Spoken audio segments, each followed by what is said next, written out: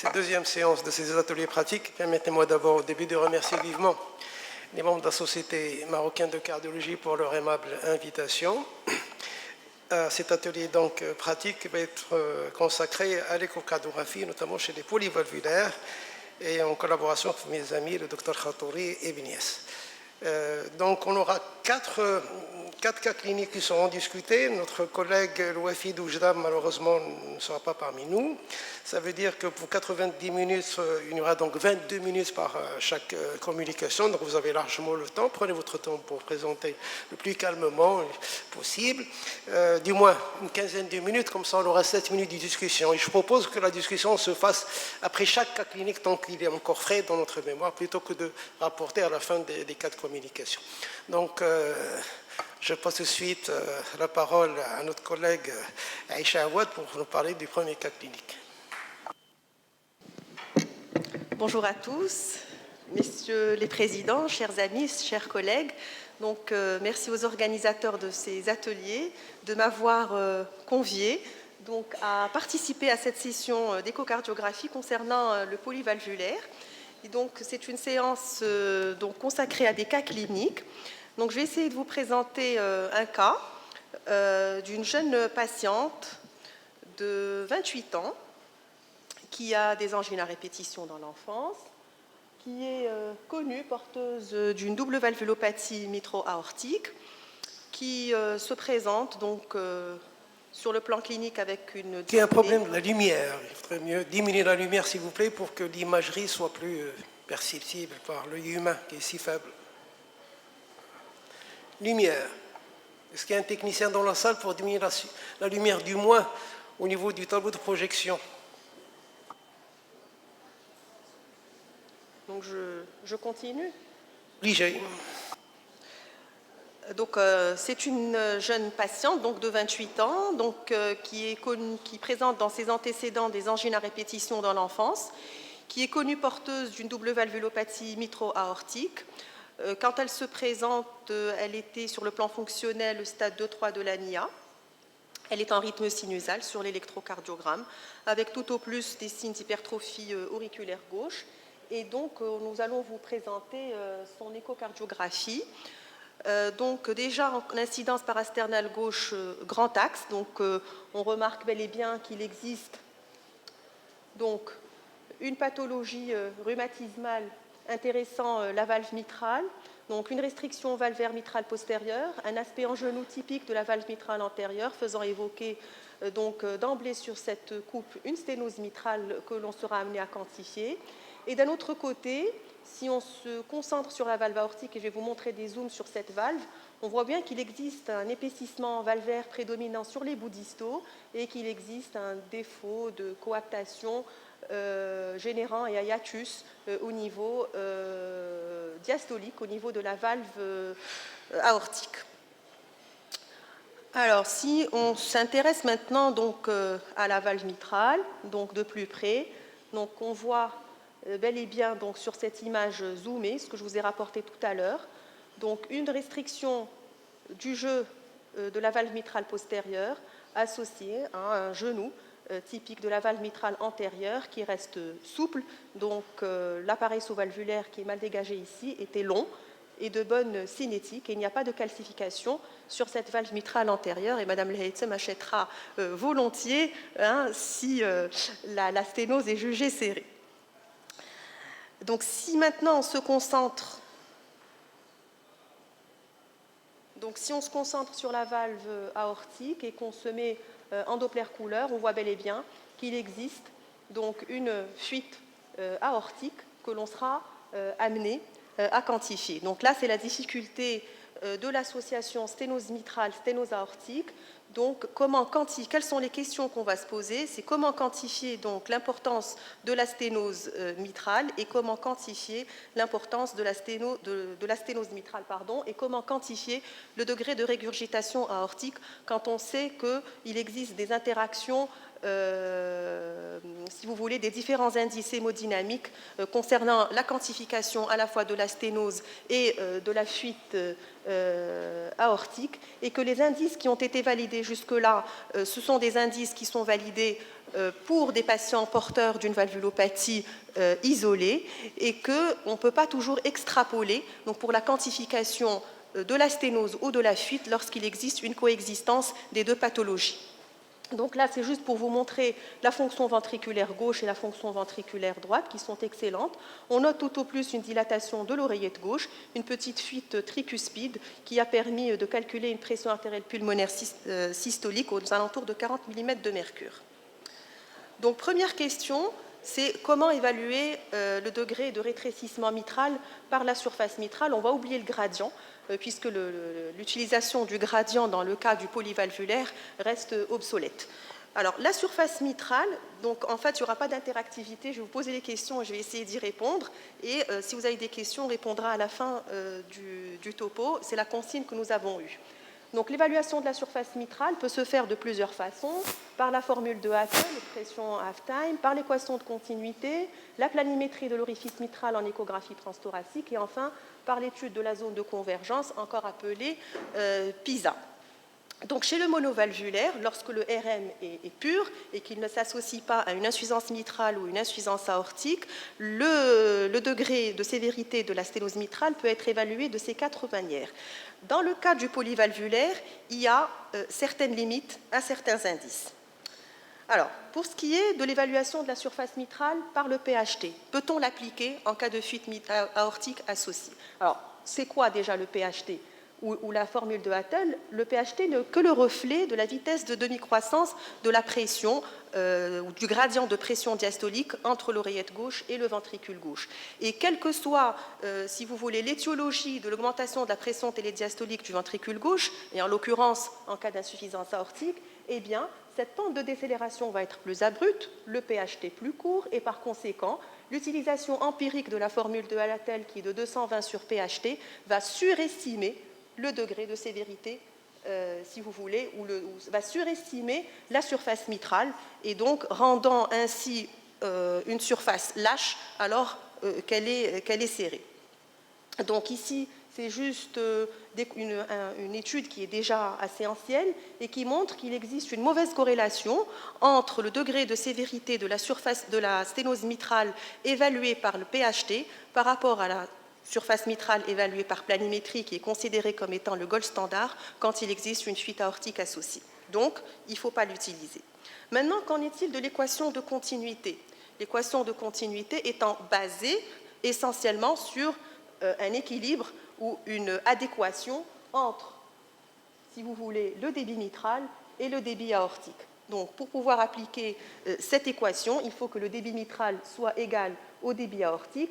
Qu'est-ce qui se passe quand il existe une fuite aortique associée au moins modérée? Il existe une inadéquation entre le débit mitral et le débit aortique, rendant l'utilisation de l'équation de continuité obsolète. Et donc, en présence d'une fuite aortique, que se passe-t-il? L'ITV sous-aortique est augmenté et la surface mitrale est surestimée par l'équation de continuité. Là aussi, donc, c'est une courbe de corrélation qui montre qu'il existe une mauvaise corrélation entre la surface mitrale obtenue par équation de continuité et par planimétrie en présence d'une fuite aortique associée à une sténose mitrale.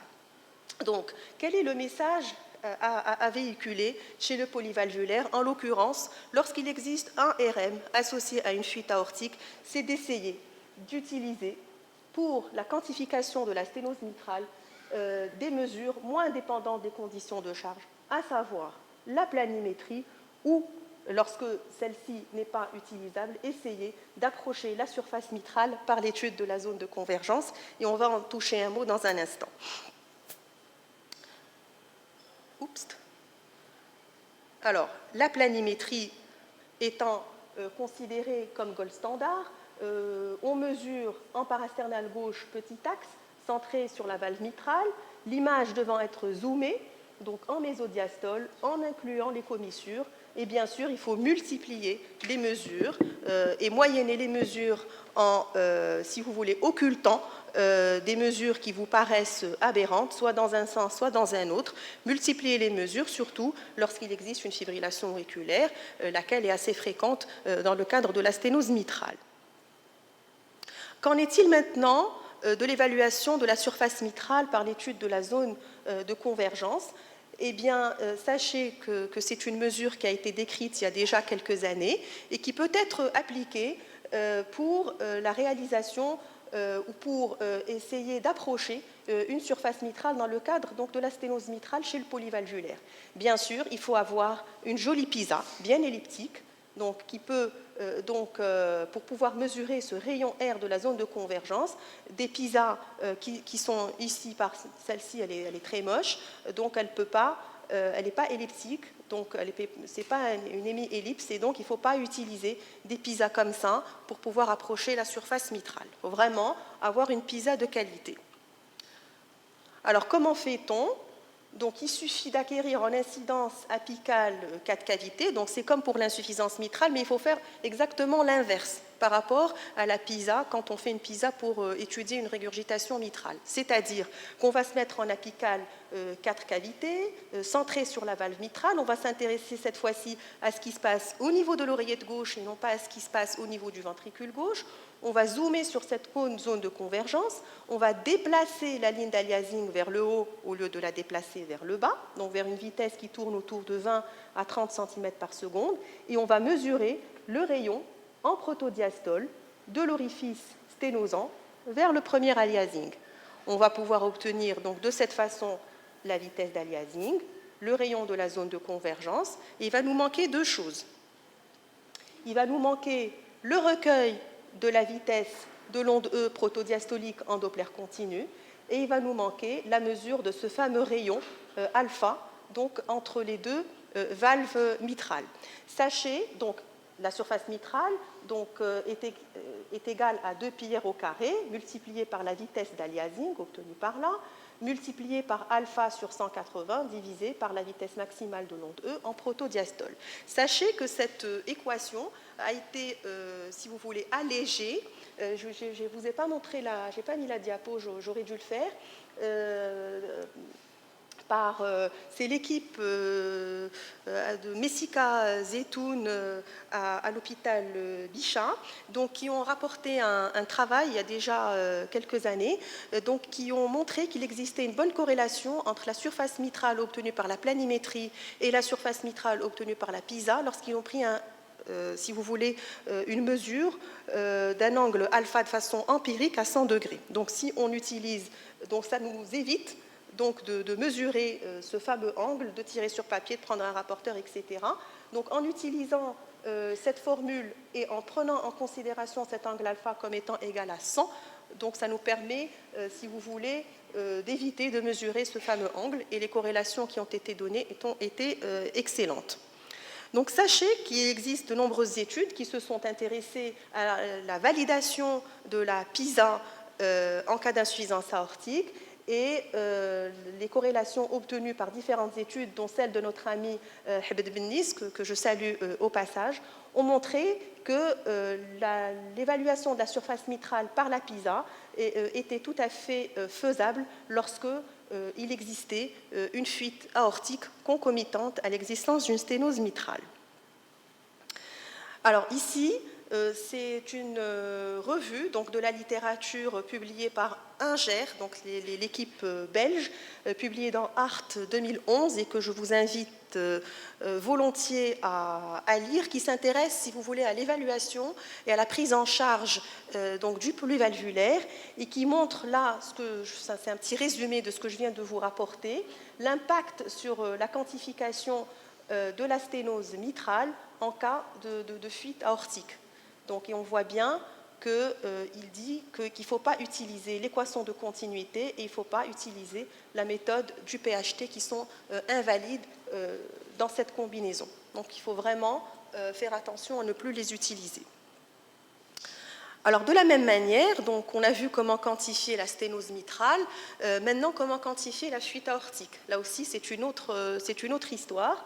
Et donc, là aussi, Donc, si on voit quelle est l'influence de la sténose mitrale sur la régurgitation, sur la quantification de la régurgitation, on est amené à dire que là aussi, il faut utiliser les indices qui ne sont pas charge dépendantes, à savoir la vena contracta, donc ce sont des indices Doppler-couleur, la vena contracta ou encore l'utilisation de la PISA pour évaluer la surface de l'orifice régurgitant, comme cela est largement étendu pour la fuite mitrale. Sachez que la sténose créant une espèce de bas débit alors que la régurgitation crée un hyperdébit, donc un bas débit plus un hyperdébit, tout ce qui peut être en relation avec les conditions de charge va modifier en fait les quantifications.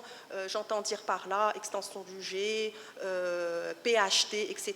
C'est des indices anciens qu'on utilisait en permanence dans toutes les situations. Ce sont des indices qu'il faut essayer de mettre un petit peu en retrait par rapport aux nouveaux indices d'évaluation.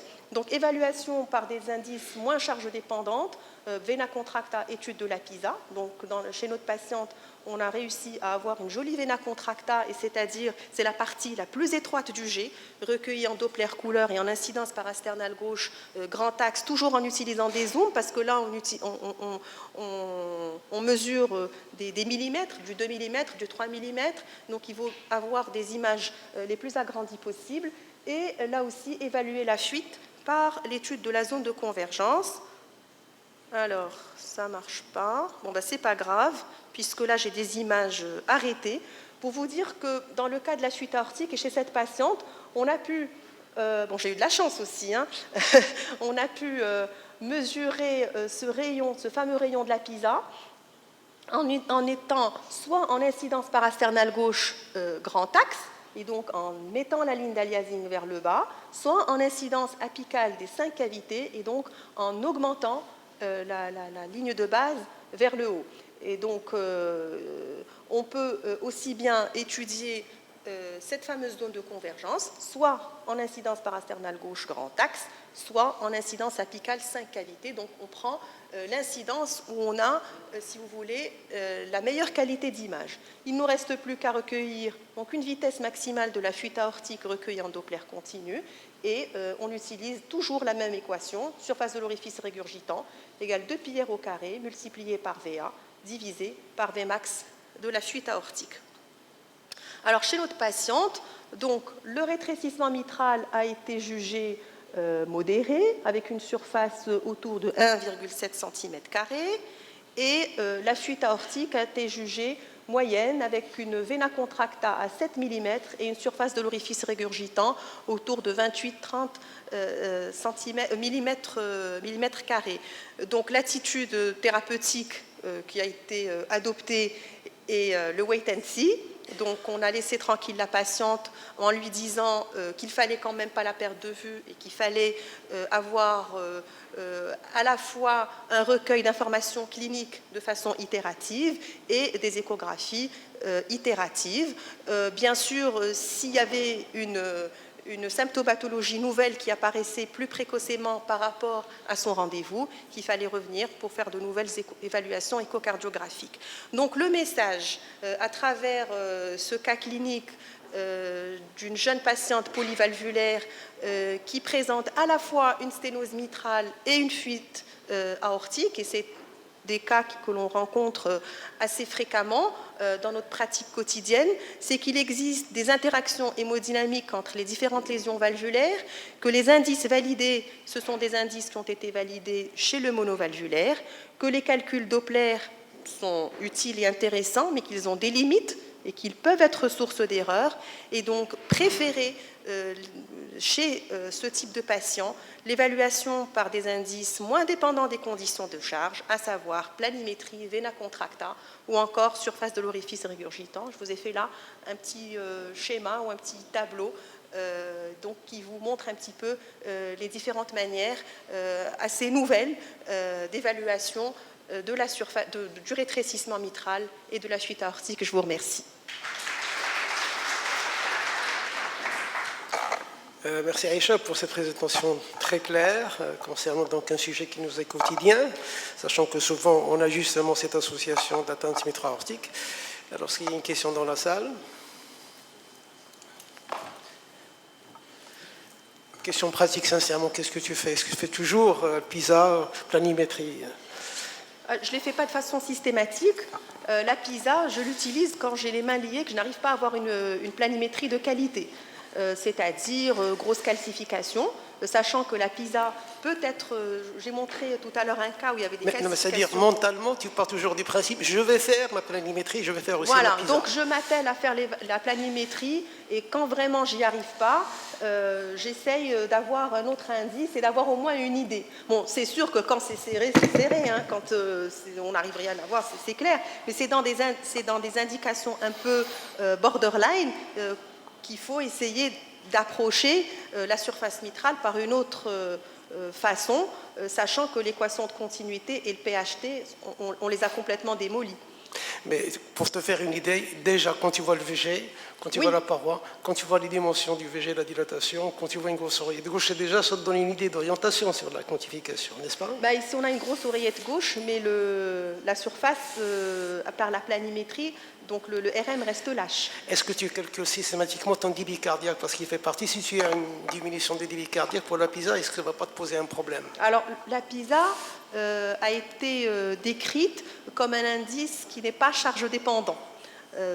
Donc en principe, il a été validé dans ce sens, c'est justement pour éviter cet écueil du bas débit et de la dysfonction VG. Je veux toujours rebondir sur cette histoire-là de PISA dans les sténoses. Bon, la PISA dans les fuites, que ce soit mitrale ou aortique, on comprend bien que c'est très fiable. Mais dans le sténose mitrale comme ça, puisque de toute façon, sur le plan hémodynamique, le flux vient de l'oreillette gauche vers le ventricule gauche, avec l'insuffisance aortique qui vient, ça va être très difficile de prendre la PISA comme ne pas influencé par la fuite aortique. Pourquoi? Tu la prends dans la cavité atriale, donc ça ne pose pas de problème. Pas au niveau de la cavité atriale. Comment? La PISA de la sténose aortique. Non, la sténose aortique. La sténose mitrale, de la sténose mitrale. La sténose La mitrale. PISA dans la sténose mitrale. Elle est dans l'OG. Elle est dans l'OG. Elle n'est pas dans le VG. C'est dans l'OG. C'est dans le VG. C'est dans l'oreillette gauche, pas dans le ventricule gauche. Dans le ventricule gauche, c'est pour la fuite. C'est ça. Ça ne va pas poser de problème. Oui. Peut-être que Raté voulait parler. Je voyais qu'il levait le doigt. Merci Madame Laouad pour votre présentation. J'ai une question concernant la valve aortique. Quand vous avez un rétrécissement mitral jugé serré et une insuffisance aortique jugée modérée à moyenne, mais avec une valve qui est très remaniée, calcifiée, qu'est-ce que vous faites? Vous savez que le potentiel évolutif de cette dernière, elle est... donc, qu'est-ce que vous faites? L'indication opératoire pour la deuxième valve, pour la valve aortique. Merci. Alors, jusque-là, quand la sténose est prédominante par rapport au degré de la fuite qui est jugé modéré, bien que la valve soit calcifiée, bon, si elle est vraiment très calcifiée, ça m'étonne que la fuite soit uniquement modérée. Mais d'après les recommandations, quand la sténose mitrale est prépondérante et qu'il existe une possibilité de dilatation mitrale percutanée, on préconise de faire une dilatation mitrale percutanée et laisser évoluer un petit peu la pathologie de façon à retarder au maximum un éventuel double remplacement valvulaire mitro-aortique. S'il vous plaît. Pardon? L'indication, elle est chirurgicale pour la valve mitrale. Quand l'indication est chirurgicale pour la valve... Est-ce qu'il faut opérer les deux? Quand il y a une qui prédomine et que l'autre elle est au moins moyenne, il faut opérer les deux. Je voulais revenir sur le cas Aïcha. On a eu un cas qui est similaire et qui nous disait qu'il était un peu symptomatique. Et avec une insuffisance aortique pratiquement grade 3, comme tu nous l'as montré, un VG qui n'est pas dilaté, sachant qu'avec le rétrécissement mitral, le VG ne se dilate pas trop. Et on avait une surface mitrale autour de 1,7. Et on l'a fait un peu pédaler. Donc, pour voir un peu cette évolution du gradient. Est-ce que c'est faisable? Parce que tu nous as dit que le gradient ne permettait pas de... Oui. Il n'a pas monté sa pression pulmonaire à l'effort. En fait, dans ces cas-là, tout ce qui a été étudié, encore une fois, même dans les échos d'effort, dans le rétrécissement mitral, les séries que l'on a, c'est des rétrécissements mitraux purs. Donc, chez lesquels on peut se fier à l'évaluation du gradient. Maintenant, nous, de façon un peu, en extrapolant un peu, on se fie plus à l'augmentation de la pression artérielle pulmonaire.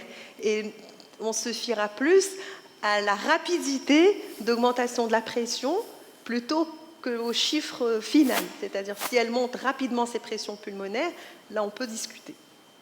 Mais bon, après ça reste de la cuisine. Par exemple, s'il monte sa pression pulmonaire, est-ce qu'on pourrait, peut-être Madame Leïsm pourrait intervenir, est-ce qu'on pourrait lui proposer une surface à 1,7 à dilater si la pression pulmonaire s'élève ou non? Je ne sais pas. À l'effort, à l'effort. Si la surface n'est pas serrée, il ne faut pas toucher. Ça dépend de la planifique, et il faut faire cette planifique par plusieurs personnes pour qu'il soit fiable. Parce qu'elle est très difficile à vraiment faire plusieurs mesures et elle est aussi opérateur dépendant. Mais quand il y a une fusion commissurale bien précise et les commissures sont altérées, je pense qu'il faudrait intervenir. Parce que de toute façon, le risque emboligène est très important, qu'il soit à 1,5 ou à 1,7 ou à 1,4. Donc, il vaut mieux ouvrir les commissures.